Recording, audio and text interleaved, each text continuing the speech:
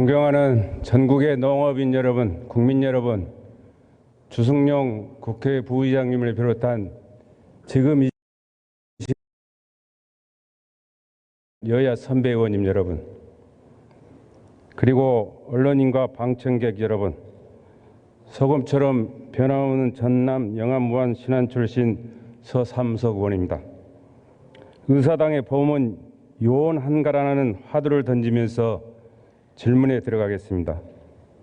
태풍 링링과 타파로 쓰러진 벼이삭과 엉클어진 양식장, 바람맞은 무화과 피해 복구와 아프리카 돼지 열병이 완전 차단도 되기 전에 또다시 태풍 미탁이 수학기 농어촌을 어렵게 위협해 오고 있습니다. 국민 여러분, 피해 예방에 만전을 기해 주시기 바랍니다. 이 땅의 농어민들은 국민들의 안전한 먹거리를 생산해내기 위해 지금 이 시간에도 피땀을 흘리고 계십니다. 국민 여러분, 국내 여러 산업 중에 헌법에 유독 농업의 국가적 책무를 규정한 이유가 무엇이라고 생각하십니까? 그것은 생명과 안보 산업인 농업의 공익적 가치가 그만큼 크고 중요하기 때문입니다. 제가 지난 1년 3개월 동안 귀에 못이 박히도록 가장 많이 들어온 말은 바로 농수산물 가격 하락과 폭락의 되풀이에 대한 농어민들의 불만이었습니다. 그래서 저는 정부가 큰 틀 속에서 농산물 최저가격 보장제도 도입과 가칭 방역청 신설의 필요성, 지자체와 협동조합 등의 협치 모델을 구상해 주실 것을 제안드리고자 합니다. 총리 나와 주십시오.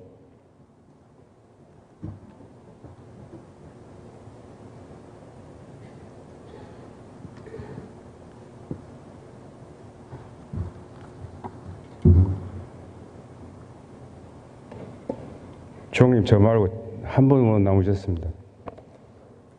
자료 화면 첫 번째입니다. 우리나라 농가 인구는 1980년에 비해 무려 78.6%가 감소했습니다. 심각합니다. 두 번째 자료입니다. 소득 못지않게 부채도 늘었습니다. 그나마 농어가 소득의 증가는 정부 적극적인 개입이 있었기 때문이라고 생각합니다. 세 번째 자료 주십시오. 보십시오. 우리나라 농업 생산액이 대기업의 3개월 매출만도 못한 것이 부끄러운 현실입니다. 그런 가운데 지난 10년간 농업예산 증가율은 1.7%에 불과했습니다. 2023년까지 국가재정운영계획을 보면 5년간 농업 분야 연평균 예산 증가율은 2.6%라고 합니다. 국가 전체 예산 증가율 6.5% 절반에도 못 미치고 있습니다. 총리님, 네. 중기재정 계획을 전향적으로 개선해서 향후 농업 예산을 늘려나갈 계획은 없으신가요? 예, 저희 나름대로는 노력을 했습니다. 지난해에는 그 0.1% 감소였는데 올해 만든 중기재정 계획에서 농림 분야 예산은 2.6% 늘어나는 것으로 됐습니다만 충분치 않다고 생각합니다.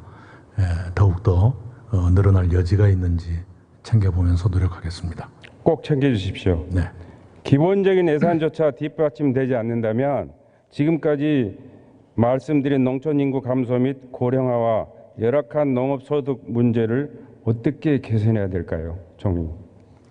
예, 그런 문제의식에 동의합니다. 다만 내년 예산, 지금 국회에 제출된 내년 예산안에는 4.7% 늘리는 것으로 했습니다. 최근 10년 사이에 가장 높은 증가율입니다만 이것도 충분치 않다고 생각합니다.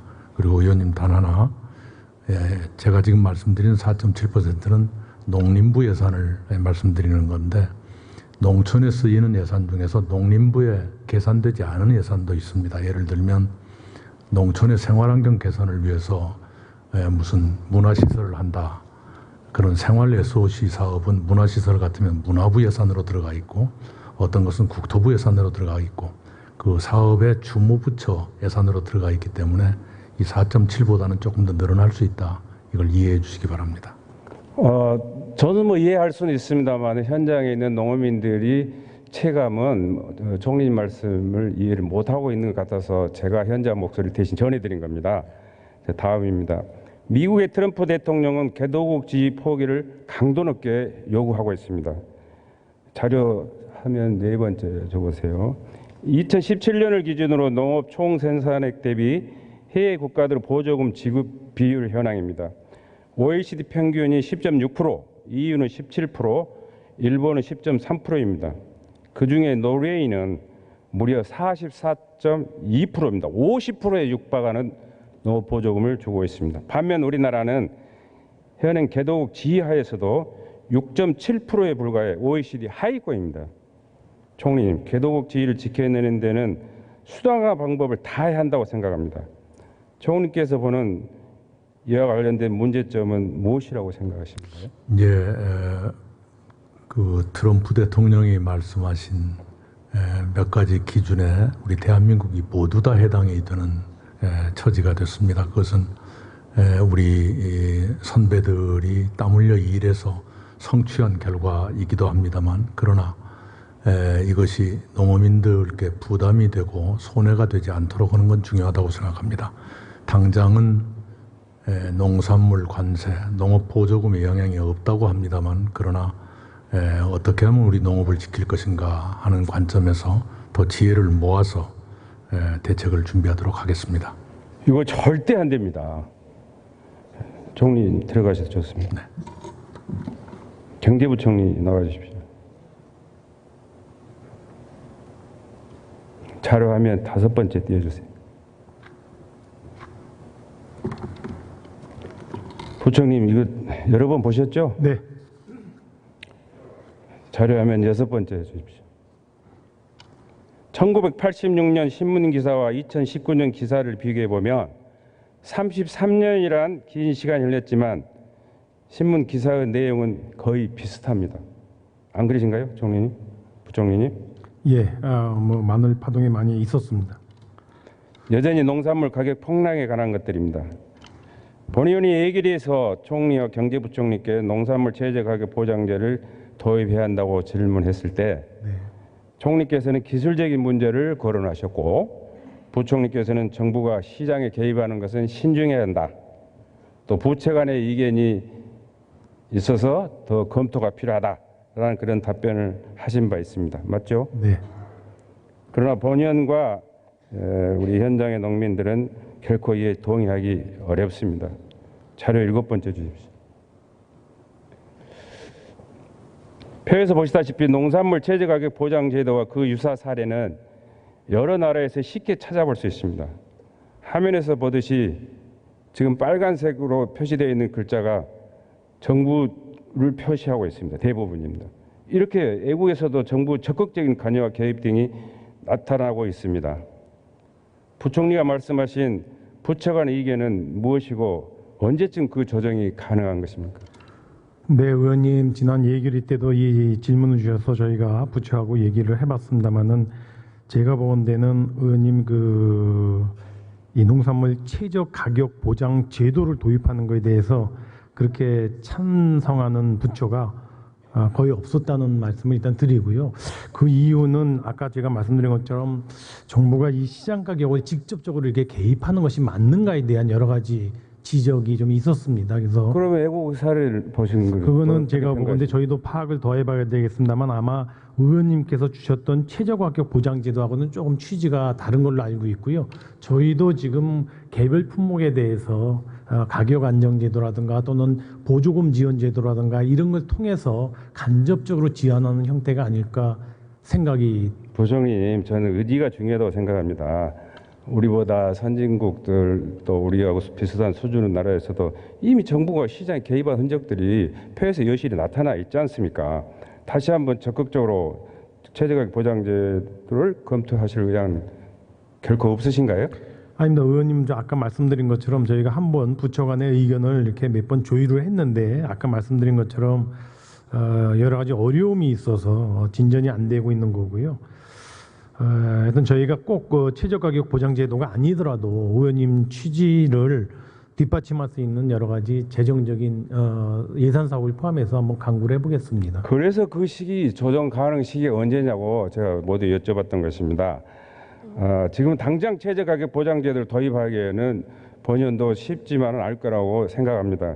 그 연장선상에서 현장의 농민들은 특히 수입보장보험 보장 품목 확대 요구와 그 국비 지원료를 대폭 늘려달라는 게 아주 가장 큰 요구사항입니다. 부총리 견해는 어떻습니까? 네, 의원님, 뭐 아까 말씀드린 제도가 도입되면 저희가 충분히 검토를 하겠습니다. 다만 지금 유사한 게 이제 채소 가격 안정 제도라고 해서 양파를 포함해서 5개 품목에 대해서는 가격 안정 제도를 저희가 시행을 하고 있고요. 내년 예산도 금년도 150억에서 한 200억 정도로 정말 대폭 반영을 했습니다. 지금 이와 같이 기존에 있는 가격 안정 제도는 좀 확대해 나가고요. 의원님 말씀 주셨던 뭐 지난 예결위 때도 말씀을 주셔서 저도 굉장히 의원님 뵙기가 좀 민망스럽습니다만 하여튼 최저 가격 보장 제도에 대해서는 저희가 조금 더 부처 간의 논의를 좀 더 해보도록 그렇게 하겠습니다. 제가 이미 외국의 사례를 보여드렸으니까 검토해 보시고 적극적으로 한번 다시 한번 이 제도를 도입할 수 있도록 검토를 충분히 해주기 바랍니다. 예. 다음은 총리께 묻겠습니다. 들어가십시오. 죄송합니다.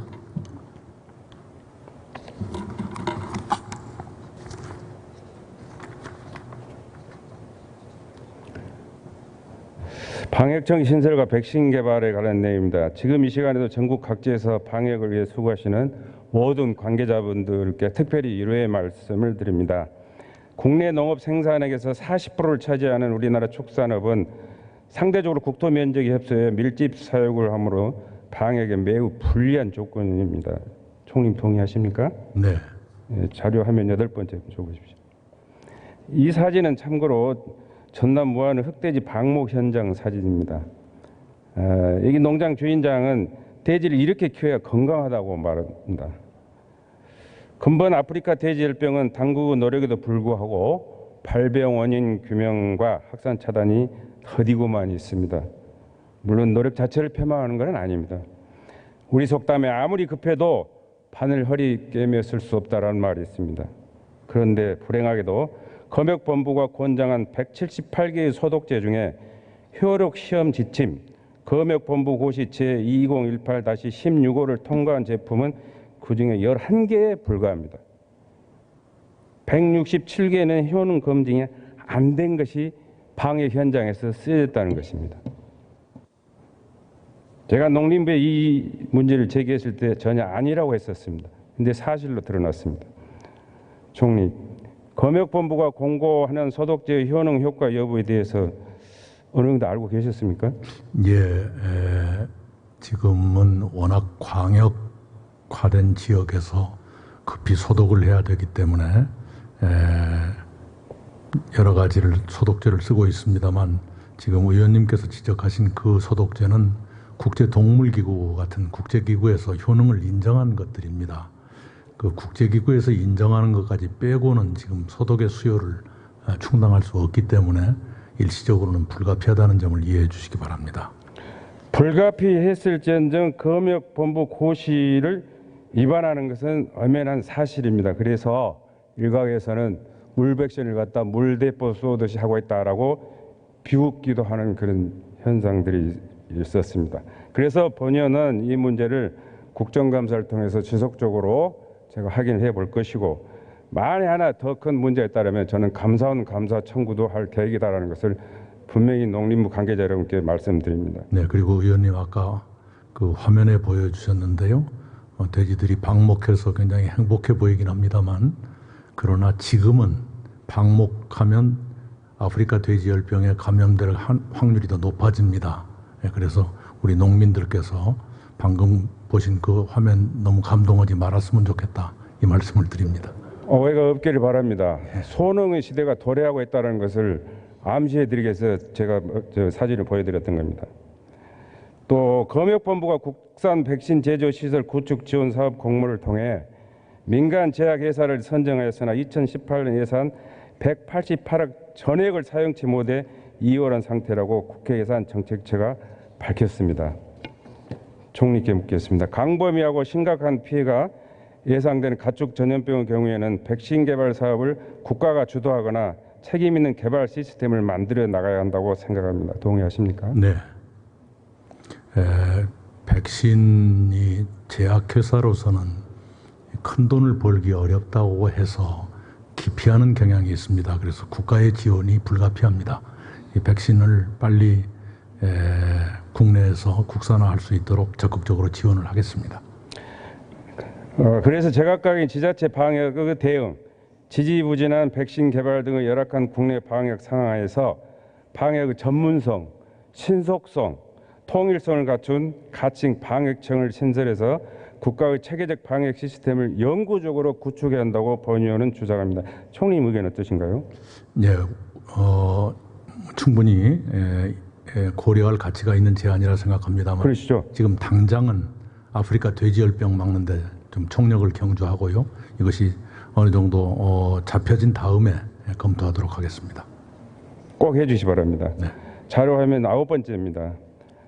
전국 시군구 및 읍면동 10곳 중 4곳은 저출산 고령화로 인한 인구 감소로 소멸 위험에 처해 있다는 연구 결과입니다. 화면 10번째입니다. 농어촌 인구수와 협동조합의 조합원 수 등이 현재의 주로 지자체와 협동조합이 예산과 경영난이 심각한 상황에 처해 있습니다.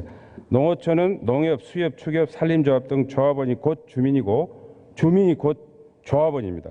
따라서 자치단체와 각 협동조합들이 실시하는 사업들을 조정하고 전문성을 살려 사업을 진행한다면 시너지 효과를 크게 높일 수 있다고 본인은 생각합니다. 이미 지자체와 협동조합의 공동사업이 작지만 실시된 사례도 있습니다. 2017년을 기준으로 18개 시군과 116개 지역농협에서 농업인 월급제를 시행 중에 있습니다. 예를 들면 이런 시스템을 확대 발전시켜 나가고자 하는 것이 제가 주장하는 협치 모델입니다. 농어촌 소멸위기 지역 지자체와 협동조합들이 윈윈하고 주민조합원이 상생할 수 있는 협치 모델을 발전시켜 나가는 것이 절실히 요청되는 때입니다. 총리님 생각은 어떠신가요? 네, 옳은 말씀이십니다. 지자체들이 이 각종 협동조합과 협치하는 것은 숙명적으로 필요하다고 생각을 합니다. 예를 들면 농정에서는 농협이 파트너가 되지 않을 수가 없고요. 수산에서는 수협이 파트너가 되지 않을 수가 없는 현실입니다. 더구나 의원님 아까 말씀 주신 대로 농촌의 인구가 줄어든다 또는 청년이 줄어든다라고 했을 때 지방이 소멸하기 전에 조합이 우선 먼저 소멸하게 될 겁니다.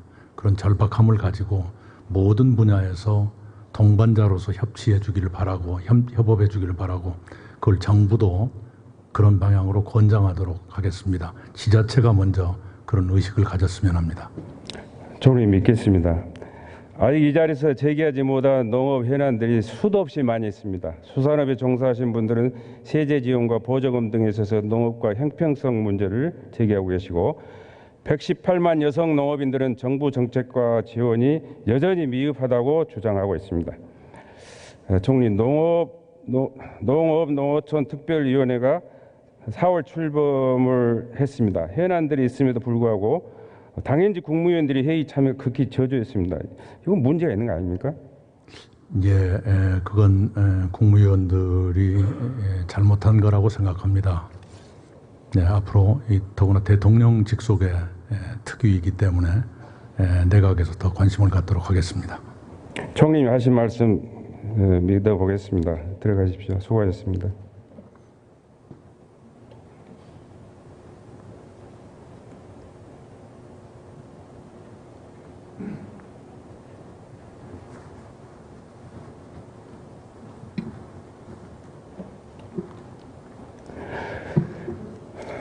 올해가 단기 4352년입니다. 우리 민족은 반만 년 동안 지속적으로 농사를 지어왔습니다. 표 마지막입니다. 11번째입니다. 예나 지금이나 농민들은 수사불능이라고 죽어도 농사를 못 짓겠다라는 말씀을 해오셨습니다. 그러나 이 땅의 농민들은 수사필농, 죽어도 농업은 포기할 수 없다라고 하십니다. 난제이지만 우리 모두 함께 풀어갑시다. 짧은 시간 농어민들의 절규 함성을 고루 담아내지 못해서 대단히 죄송합니다. 본회의장에 가을이 한창인 것 같습니다. 적어도 저는 민생에 관한 질문을 했다고 자부합니다. 경청해 주셔서 감사합니다.